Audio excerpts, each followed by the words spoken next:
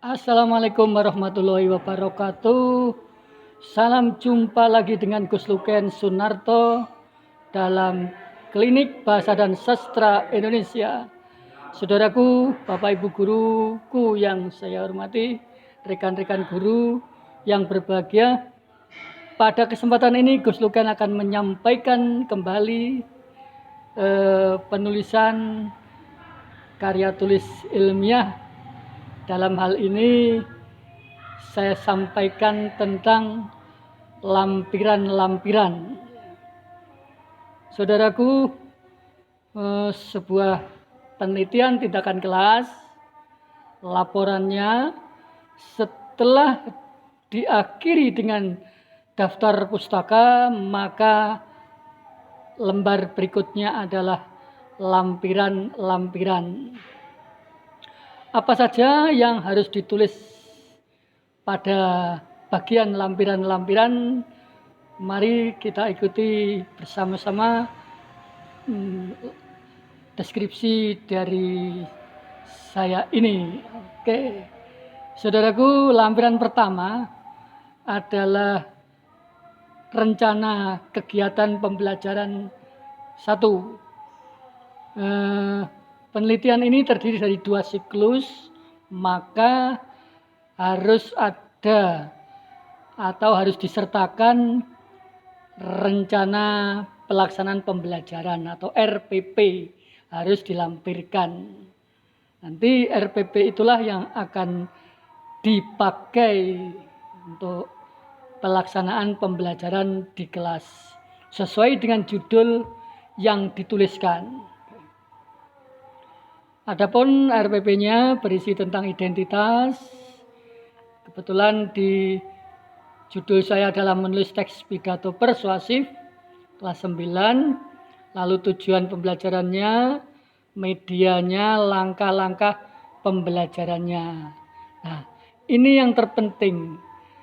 Di langkah-langkah kegiatan pembelajaran, pada langkah kegiatan inti, ini harus sesuai dengan yang kita tuliskan pada kajian teori di bab 2. Nah, di sana saya kebetulan menggunakan model pembelajaran school visit online. Maka langkah-langkahnya kita munculkan di kajian teori, juga kita munculkan di kegiatan RPP di sini, kolom format kegiatan RPP. Di samping itu juga perlu dimunculkan pada bab 3, yaitu rancangan penelitian. Maka antara deskripsi yang terdapat pada bab 2, kajian teori, langkah-langkah pembelajarannya harus sesuai dengan yang ada di rancangan penelitian dan yang ada di RPP. Jadi sesuai, sama. Ini jangan sampai nanti berbeda. Kalau berbeda jelas itu RPP-nya bukan RPP yang sesuai dengan judul. Bisa jadi lain nanti RPP-nya. Oke, saudaraku, lanjut. Bagaimana penilaiannya? Oke, nah ini kemudian lampiran yang kedua juga rencana kegiatan pembelajaran yang kedua. Sana isinya sama ya. Ini kemudian di lampiran yang ketiga kita munculkan instrumen teks akhir siklus, instrumen soal tes akhir siklus. Nah, apa yang kita sampaikan di sana, petunjuknya bagaimana, pertanyaannya seperti apa, lalu kriteria penilaiannya seperti apa. Kita munculkan pada lampiran yang ketiga, instrumen soal tes akhir siklus 1, instrumen soal tes akhir siklus 2 pada lampiran keempat. Lampiran kelima kita munculkan pedoman penskorannya, bagaimana pedoman penilaiannya. Nah, harus kita munculkan di sana sehingga karya tulis itu betul-betul terinci. Ada bukti fisiknya, benar-benar dilakukan, direncanakan. Oke. Lampiran keenam adalah rambu-rambu atau kunci jawabannya. Kalau kunci jawabannya berupa sebuah kepastian, harus itu misalnya, maka itu harus dimunculkan. Ketika hanya berupa rambu-rambu juga harus dimunculkan. Nah, ini karena menulis berarti ada rambu-rambu, dibatasi. Misalnya sistematika kunci jawaban teks pidato persuasif perpisahan misalnya dibatasi. Setidaknya di situ ada poin-poin yang ada pada masing-masing paragraf misalnya begitu. Kunci jawaban kedua, tes siklus 2 maksudnya. Selanjutnya kita munculkan lampiran ketujuh, yaitu berupa daftar nilai sebelum penelitian.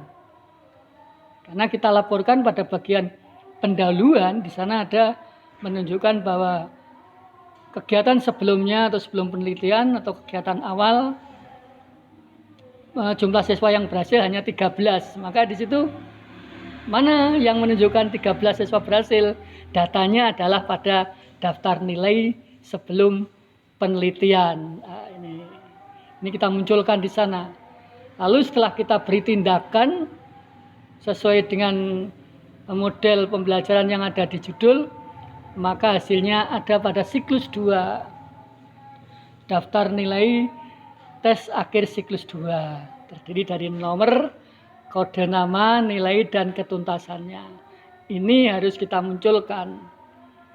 Bagaimana rata-ratanya, jumlah siswa yang berhasil berapa, presentasi keberhasilannya berapa. Selanjutnya lampiran yang ke-9 adalah daftar nilai tes akhir siklus 2.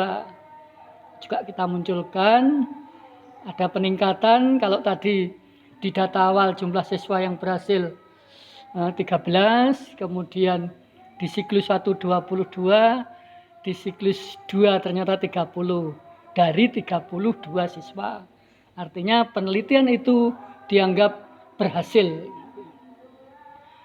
Selanjutnya di samping prestasi, kita juga memunculkan aktivitasnya siswa pada saat proses diskusi.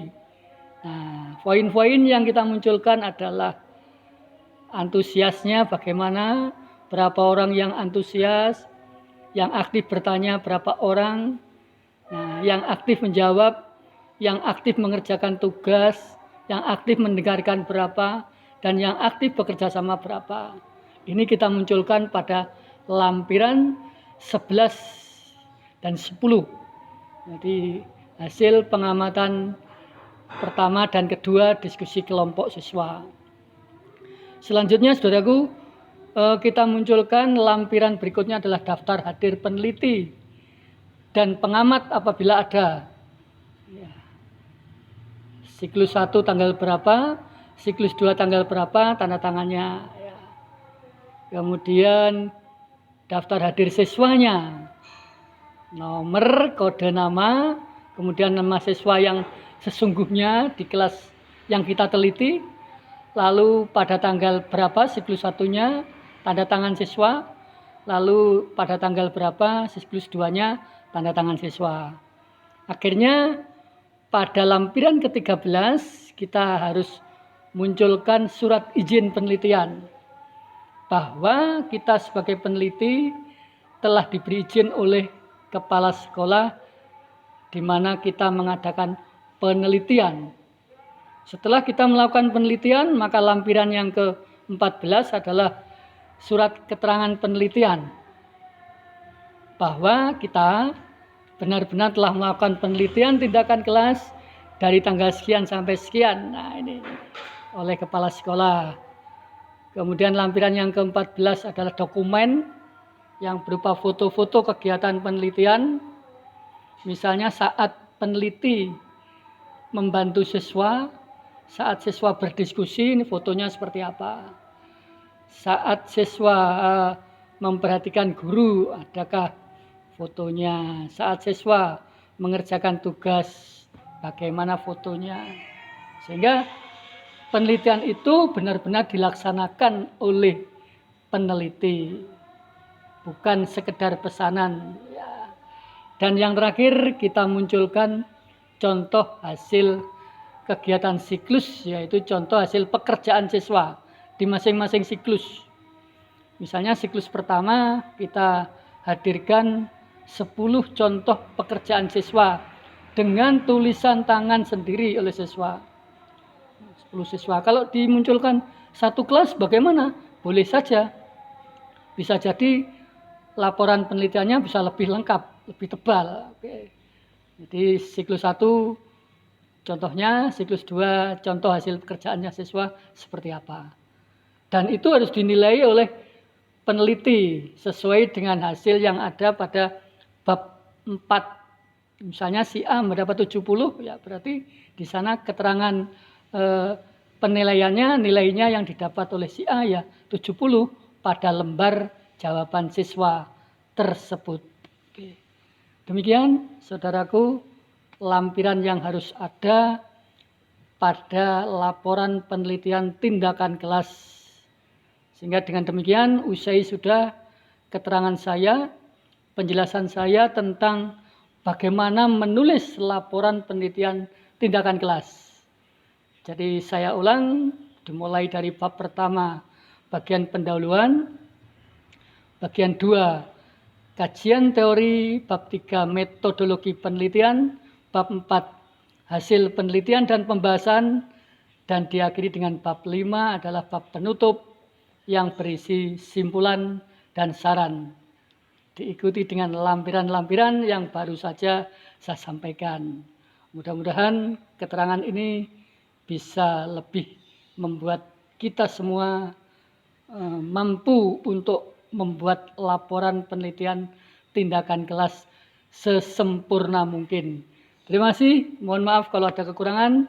Wassalamualaikum warahmatullahi wabarakatuh. Salam.